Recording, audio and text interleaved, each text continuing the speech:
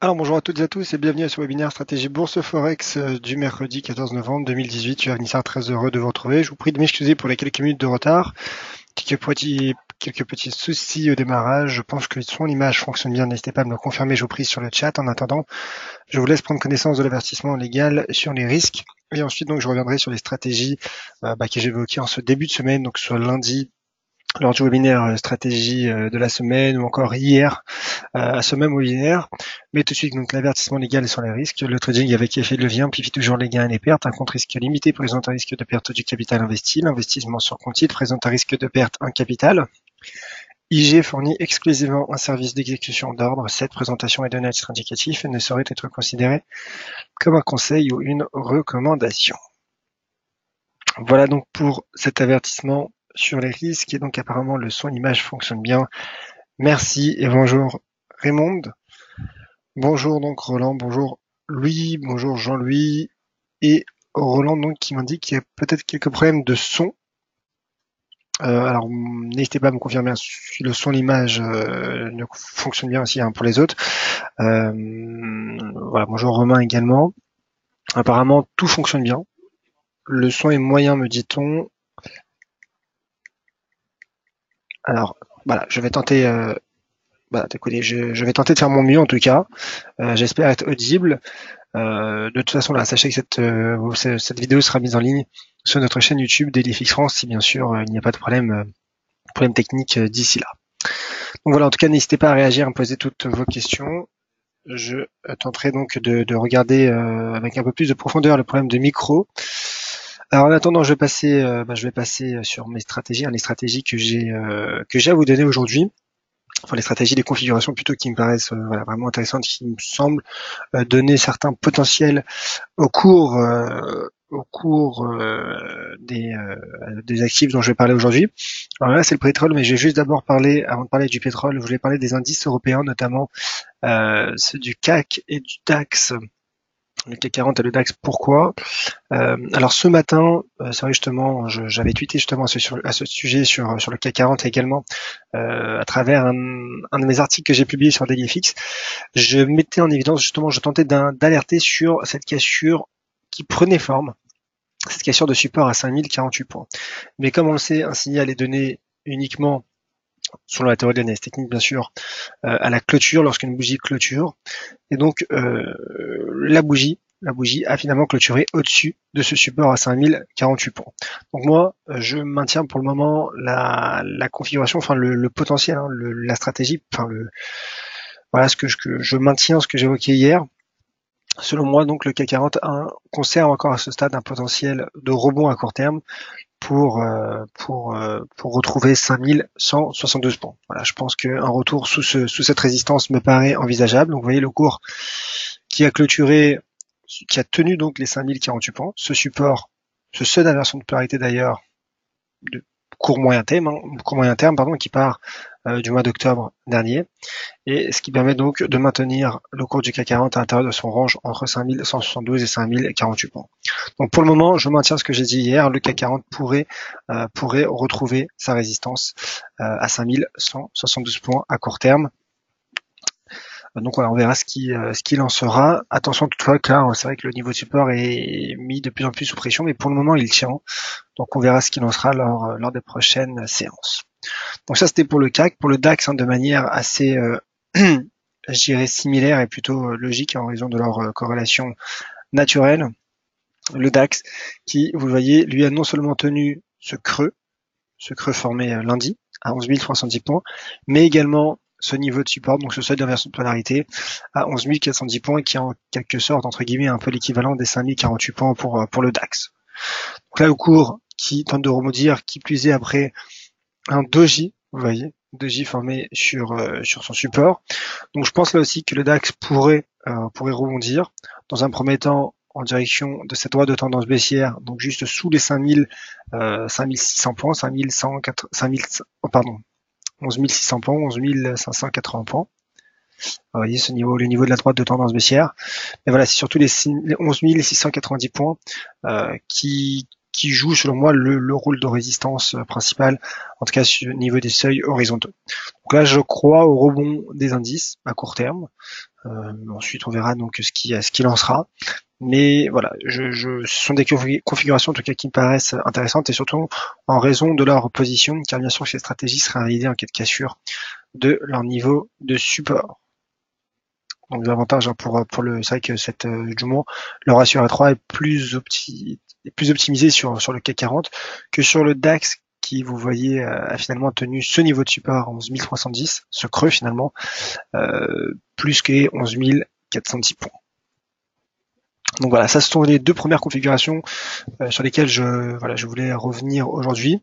Il y a une autre configuration, c'est vrai que j'en ai parlé un petit peu hier, mais elle prend, je dirais, une dimension un peu supérieure à ce que j'évoquais en ce début de semaine.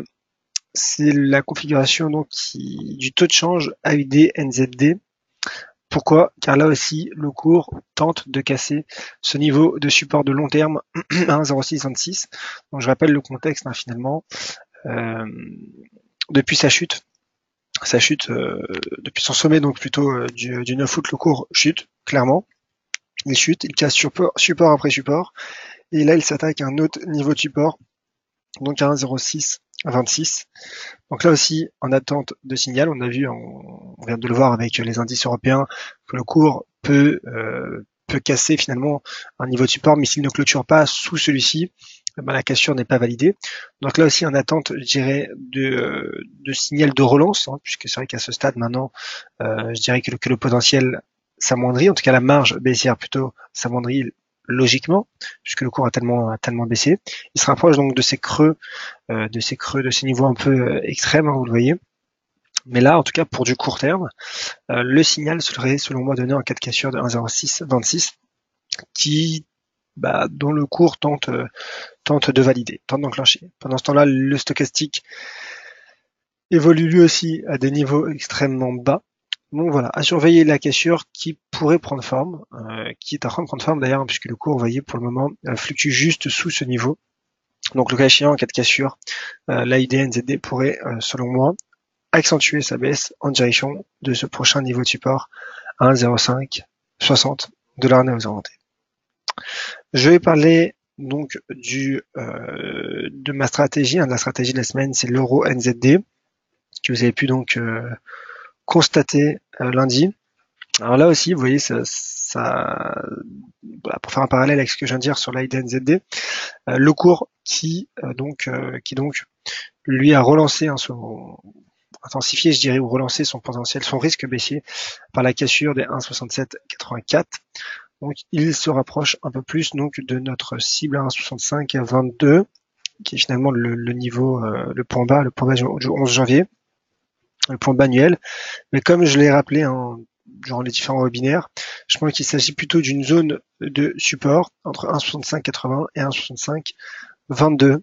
Voyez, donc voilà, le cours est proche de notre objectif. Pour le moment, il poursuit sa baisse à un rythme toujours, j'ai envie de dire, presque autant soutenu. Lorsqu'on regarde ce graphique journalier, regardez l'indicateur RSI qui s'enfonce lui aussi jusqu'à quand? Écoutez, je ne sais pas, mais pour le moment en tout cas, l'euro NZD donc l'euro NZD voilà, poursuit sa baisse, bien qu'encore une fois en intraday bien qu'il y ait encore une fois en intraday donc des petites divergences qui, en tout cas au-delà des divergences, il ne s'agit pas encore de divergences mais plus de contradictions, mais il s'agit tout de même peut-être d'un ralentissement du momentum, qui reste toutefois baissier, encore une fois, à ce stade.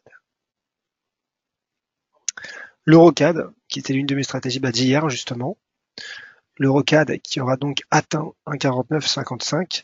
Je rappelle donc qu'hier, mon sentiment était haussier suite au rebond du cours sur ce joli niveau de support, 1,48-49, qui aura donc produit ses effets. Et le cours donc qui a atteint notre première cible à 1,4955, sans parvenir à la franchir. Alors oui, il y a une mèche au-dessus, mais encore une fois, ce sont les cours de clôture qui comptent.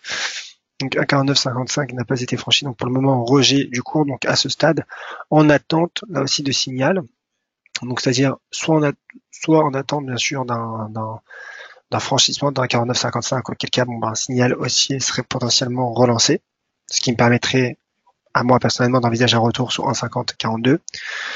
Soit en effet donner une stratégie baissière pour viser un 48, 49 est également, je dirais, plausible, hein, selon l'analyse technique. Maintenant, au vu de la situation du cours, du positionnement du cours, vous voyez, qui a déjà entamé un rebond, et au vu également de la pression qui est mise sous 1,49 sur la résistance 1,49,55, je préférais pour ma part attendre un éventuel franchissement, un éventuel breakout de ce niveau. Voilà, donc en effet, apparemment quelques problèmes de son. Bah écoutez, je vous prie de m'excuser. Je vais tenter changer de micro. Voilà, donc je tenterai d'arranger ce problème suite à ce webinaire. En attendant, j'avance avec l'espoir donc que la vidéo soit enregistrée avec un son convenable pour que vous puissiez justement écouter cette vidéo sur notre chaîne YouTube. Alors le pétrole à présent, je vous avais promis que j'allais en parler du pétrole. C'est vrai que le pétrole est dans une phase clairement baissière. Le cours qui a cassé 67,91, qui a pour ce qui est du cours du Brent, qui a ouvert par un gap baissier. Donc là pour le moment il y a eu un comblement de gap. Donc techniquement je dirais c'est plutôt logique qu'il y ait un rebond technique après ce rallye, après cet important rallye baissier qui a été entamé suite à ce point haut, à ce sommet du 4 octobre dernier. Donc le risque à ce stade reste baissier, et je pense que techniquement ce qui relancerait le risque baissier serait un éventuel pullback sous 67,91, auquel cas le cours du Brent pourrait de nouveau repartir à la baisse en direction de ce support à 63,59.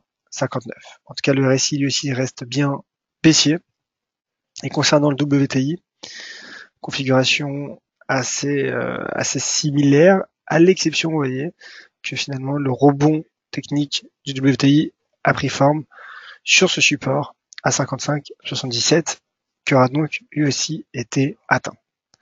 Donc là, je pense que le signal baissier, le risque baissier serait là aussi relancé en cas de breakout des 55,77, auquel cas le cours pourrait s'enfoncer en direction donc tout simplement en direction des 53 $, hein, quasiment. Allez, 52, 55. Donc voilà, rebond technique du pétrole qui conserve une importante tendance baissière. Je voulais parler de Wall Street aussi. C'était l'une des stratégies dont je voulais parler aujourd'hui. Je sais que j'ai oublié d'en parler, mais c'était l'une des stratégies, un des graphiques que j'aurais souhaité voir avec vous aujourd'hui. Alors, je vois qu'il y a quelques problèmes de son et d'image apparemment. Ça peut arriver.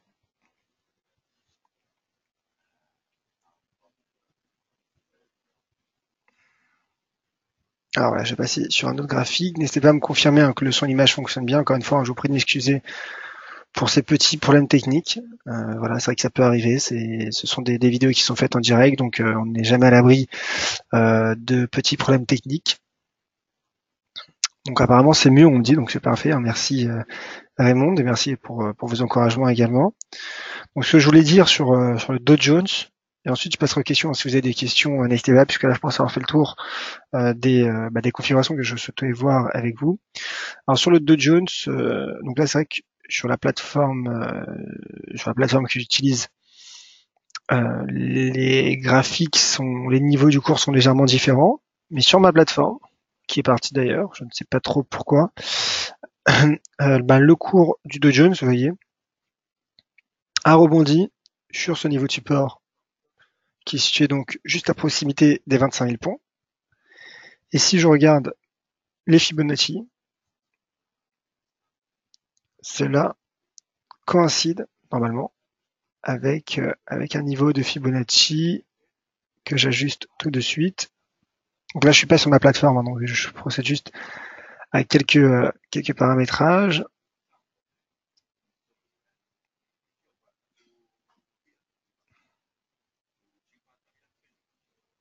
Non, bah écoutez, en tout cas, voilà, il s'agissait, ce niveau correspondait également donc au niveau des deux épaules. Hein, vous savez, j'en parlais hier, les deux épaules de cette configuration, épaule tête épaule, qui n'a pas été d'ailleurs validée encore par le marché. Donc là, c'est vrai que le graphique est disposé de manière un peu différente du mien. Mais voilà, je reviendrai dessus de toute façon sur Twitter. C'est vrai que c'est dommage, j'aurais dû commencer par cette analyse, mais voilà, je n'ai pas, j'ai préféré parler un peu du Forex et des indices européens. En tout cas, voilà, je pense que sur le Dow Jones, il y a un niveau de support vraiment qu'il faille surveiller, hein, selon moi. J'en ai parlé d'ailleurs hier.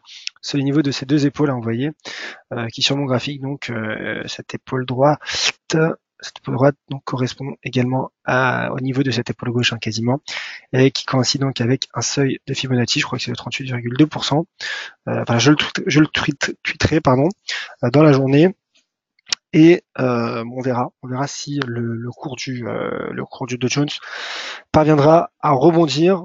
On verra ce qu'il en sera donc tout à l'heure à l'ouverture de la séance américaine. Et ben voilà, du coup, ça va être un peu compliqué pour moi de répondre aux questions. Donc là, une question sur la S&P 500 pour des supports et résistances importantes du day trading. Alors c'est vrai que je suis pas sur ma plateforme, donc je préférerais plutôt vous l'envoyer éventuellement sur Twitter plutôt que de donner des niveaux qui ne sont pas forcément les miens ou pas forcément ajustés. Mais je vais quand même regarder voilà, le S&P pour avoir une idée avec vous.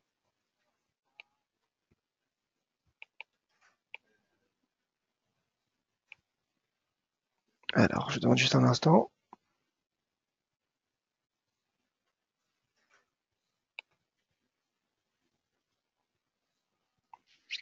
Vous voyez, configuration finalement un peu similaire au S&P qui ressemble un peu plus à mon graphique, vous voyez, avec donc le niveau de ces deux épaules. Donc 2726, 2725, avec un doji formé hier, qui pourrait en effet, selon moi, provoquer un rebond du S&P. En tout cas, si ce support, hein, donc, qui est donc donné par la première épaule tient, donc sur ce graphique, c'est vrai que pour le moment, il est cassé, mais sur le mien, c'est un peu plus nuancé justement. Ils sont quasiment au même niveau. Je tenterai aussi donc de parler du S&P 500, sur Twitter. En tout cas, vous le voyez donc là, pour répondre à votre question, les niveaux de support et résistance à surveiller. Donc là, clairement, il y a ce niveau de support, hein. Ce niveau de support assez flagrant sur le mois 2726 qui est en train donc de tester le marché. On verra s'il y aura breakout ou non. En cas de breakout, cela exposerait le cours à ces niveaux bas, hein, ce creux du mois d'octobre. Au contraire, en cas de rebond, c'est cette résistance majeure qui pourrait prendre forme, qui pourrait être atteint par le cours et qui se situe, vous voyez, sur ce niveau, le niveau du double rejet à 2815 points.